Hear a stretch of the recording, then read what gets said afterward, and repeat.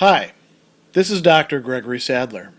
I'm a professor of philosophy and the president and founder of an educational consulting company called Reason.io, where we put philosophy into practice. I've studied and taught philosophy for over 20 years, and I find that many people run into difficulties reading classic philosophical texts. Sometimes it's the way things are said or how the text is structured. But the concepts themselves are not always that complicated, and that's where I come in.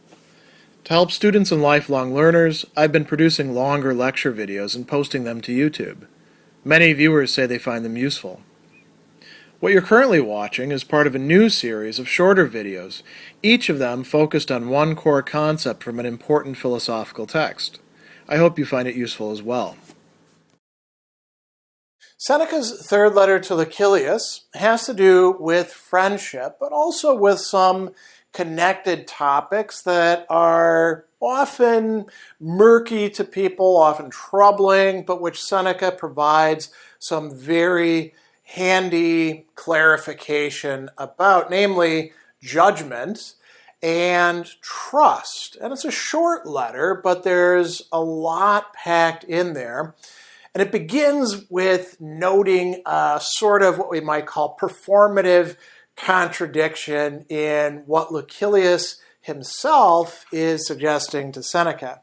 So Seneca begins by saying, you gave letters to a friend of yours, so you write to bring to me, and then you advise me not to tell him all your affairs because you yourself are not in the habit of doing so. So Seneca's ears, are open at this point, although figuratively, right? Because these are letters.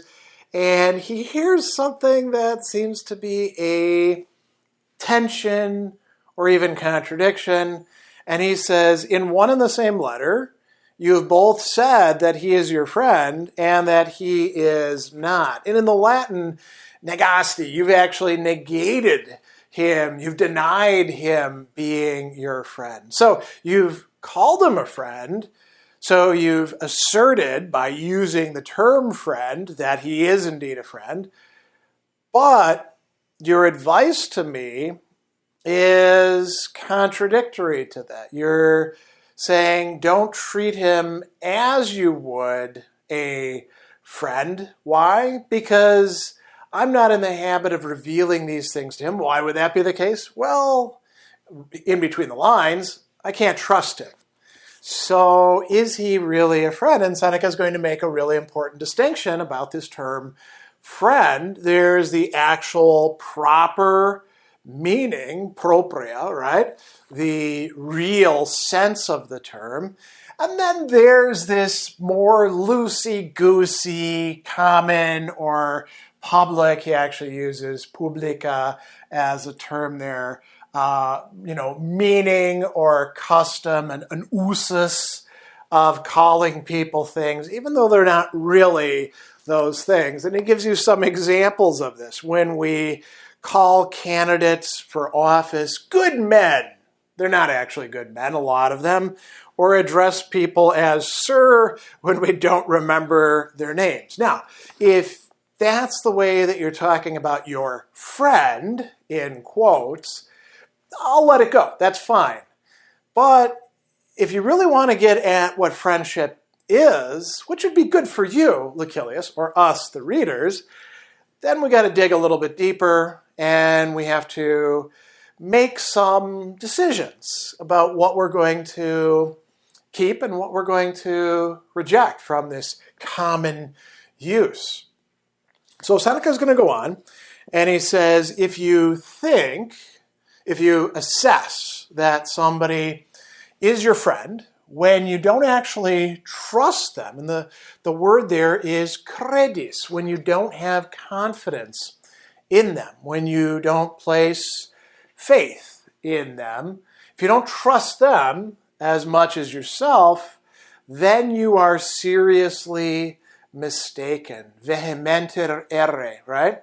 You go astray, and you don't actually know what real or true friendship is. You're mistaken about that. You understand a term, but you're kind of misapplying it.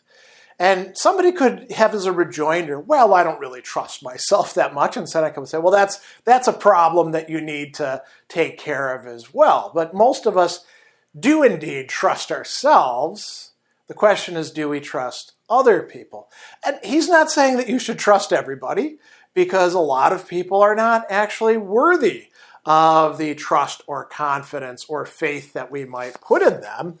So this leads to considering some advice that goes all the way back to Theophrastus. This is actually brought up not just by Seneca, but by other philosophers who are talking about friendship.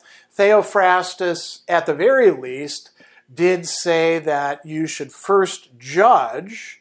You should actually make a judgment about people. And then after you've judged them, whether they're good people or bad people or somewhere in between, then you can love them. Don't start loving them first and then judge them later. That's what's going to get you in trouble, right? And then after that, trust them.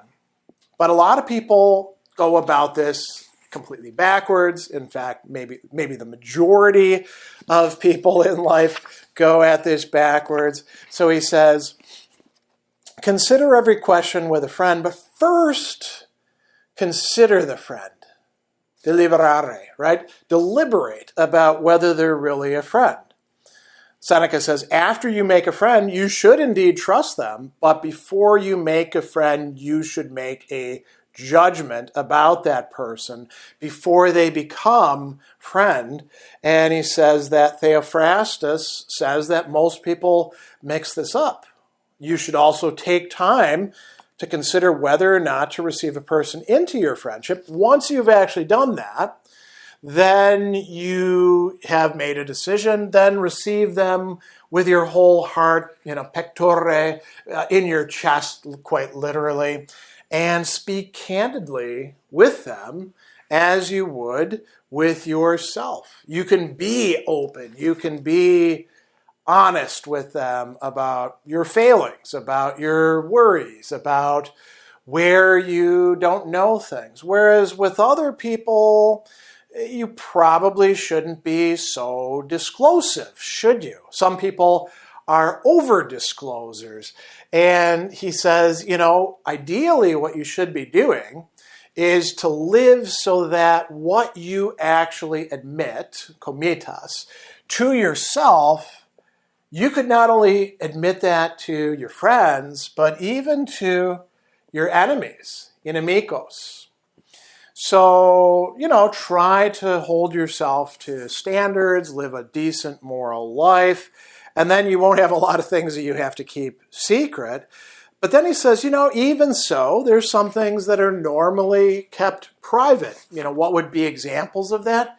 You've got a rash in an embarrassing place. You don't need to put that out there in social media for everybody to see, or go out on the street with a bell, ding, ding, ding, hey, I've got an embarrassing rash, or send letters to your enemies, hey, I just wanted to let you know I'm suffering from this malady. No, you keep that sort of thing to yourself. And then he goes on and says, well, with a friend, however, you can actually share all of your cares, your curas, the things you're concerned about, and your thoughts, your cogitationes. This is what makes for the intimacy of true friendship that a lot of people don't actually have, because they just talk about friends, but they don't actually have any friends. They're not the kind of people who could be real friends. Then he's going to go on and talk about some mistakes that people make, some additional mistakes, we might say.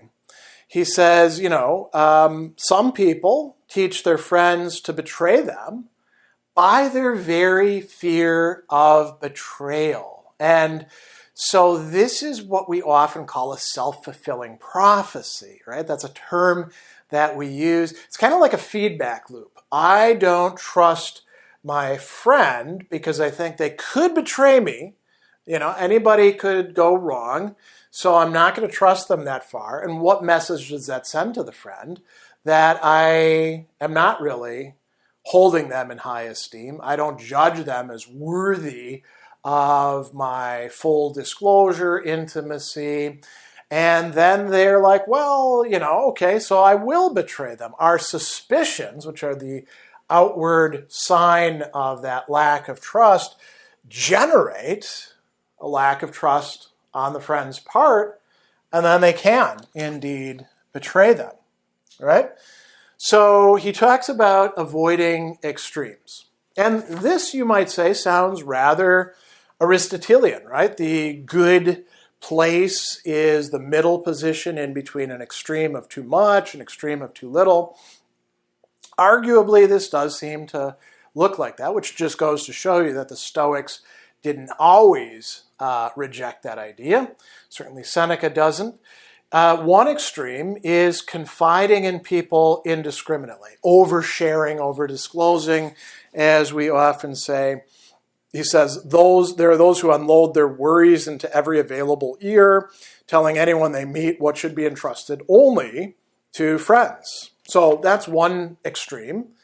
At the other extreme is this suspiciousness of your friends, reluctant to confide even in those who are closest to them. They press every secret to their chest and would even keep it from themselves if they could.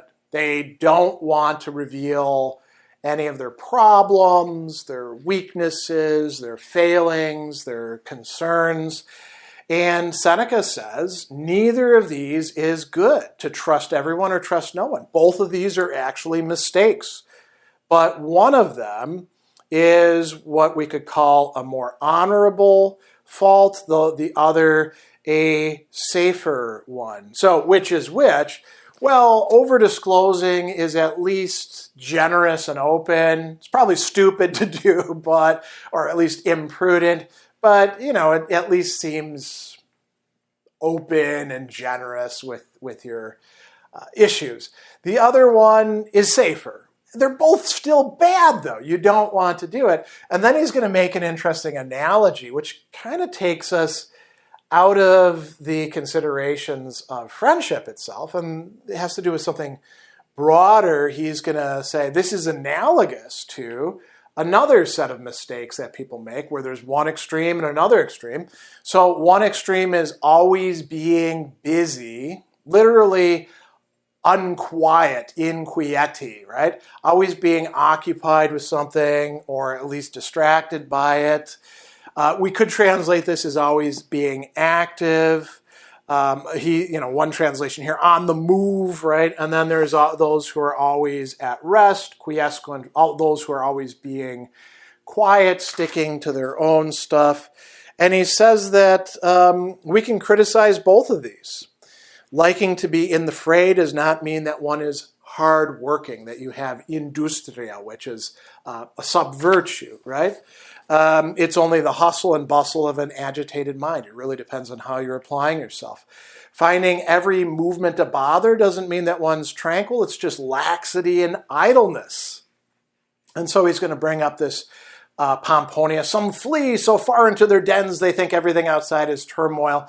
And Seneca says you want to have a mix. You want to be in the middle here. The lazy one should push themselves to do something. The busy one should rest. And he says, you can consult with nature, and he ends on this funny quip. It will tell you it made both day and night. So both extremes could be good, but not if they're extremes.